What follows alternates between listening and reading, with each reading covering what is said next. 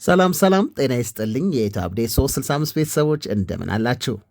ዛሬ የምናወራው ስለ ኢትዮጵያዊነታችን መገለጫ፣ ስለ ቤታችን ማዕዘንና ስለ ጠዋት መነቃቂያችን ነው። አዎ ስለ ቡና። ቡና ለብዙዎቻችን መጠጥ ብቻ አይደለም፣ ባህላችን፣ ማኅበራዊ መስተጋበራችንና የቁርስ ሰዓት ትውስታችን ነው።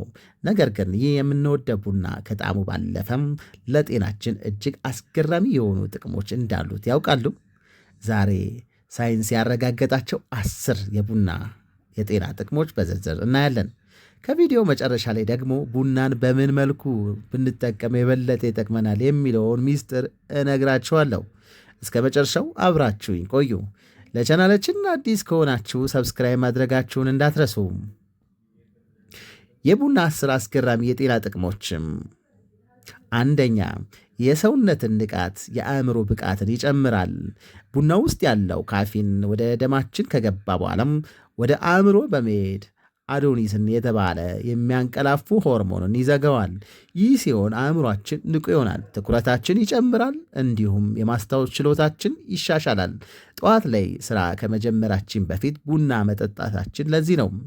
እናንተስ ጠዋት ቡና ካልጠጣችሁ ሥራ መጀመር ይከብዳችኋል? ኮመንት ላይ አጋሩኝ። ሁለተኛም ሰብን ለማቃጠል ይረዳል። በአሁኑ ሰዓት በዓለም ላይ ያሉ የክብደት መቀነሻ መድኃኒቶች ውስጥ ካፌን ዋነኛ ንጥረ ነገር ነው።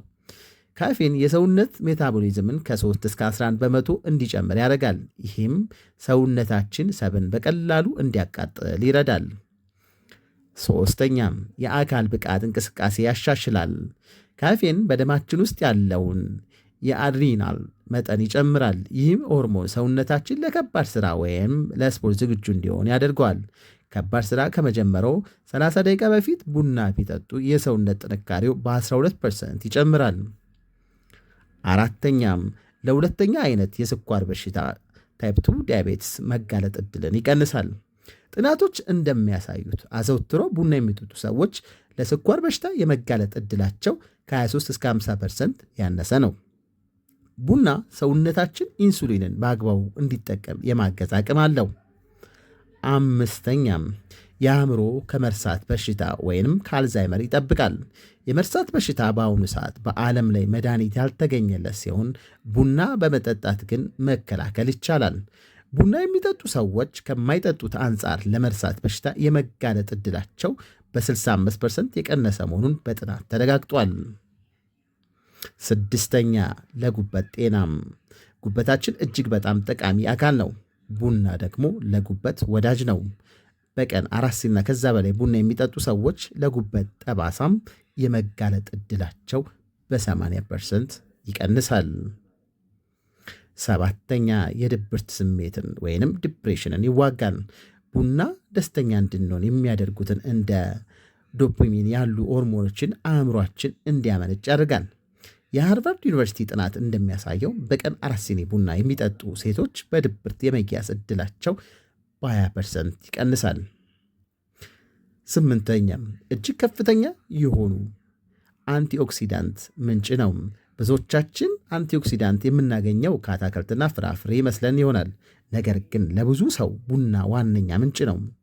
እነዚህ ንጥረ ነገሮች በሰውነታችን ውስጥ ያሉ ሴሎች እንዳይጎዱ፣ እንዳያረጁ ይከላከላሉ። ዘጠነኛም የፓርኪንሰን በሽታን ይከላከላል። ይህ በሽታ በአእምሮ ውስጥ ያሉ ነርቮችን በመጎዳታቸው የሚመጣ የመንቀጥቀጥ ህመም ነው። ካፌን ያላቸው መጠጦች በተለይ ቡናን ማዘወተር የዚህ በሽታ ዕድል ከ30 እስከ 60% ይቀንሳል። አስረኛም ረጅም ዕድሜ፣ ቡና በሽታ የመከላከል አቅምን ስለሚጨምርና ለልብ ህመም የመጋለጥ ዕድልን ስለሚቀንስ ረጅም ዕድሜ የመኖር ይረዳል። መጠነኛ ቡና መጠጣት ያለ ዕድሜ የመሞት ዕድልን እንደሚቀንስ የተለያዩ የረጅም ጊዜ ጥናቶችም ያመለክታሉ። ተመልካቾቻችን ቡና ይህን ሁሉ ጥቅም ቢሰጠንም አወሳሰዳችን ላይ ጥንቃቄ ማድረግ አለብን።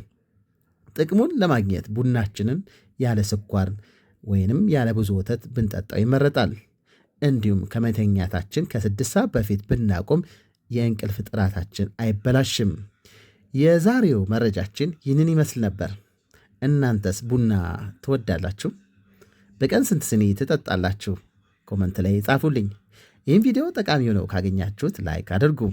ለወዳጅ ዘመዶ እንዲደርስ ሼር ያድርጉት። የኢትዮ አፕዴት 365 ቤተሰብ ካልሆናችሁ አሁንም ሰብስክራይብ ማድረግ ይቀላቀሉን።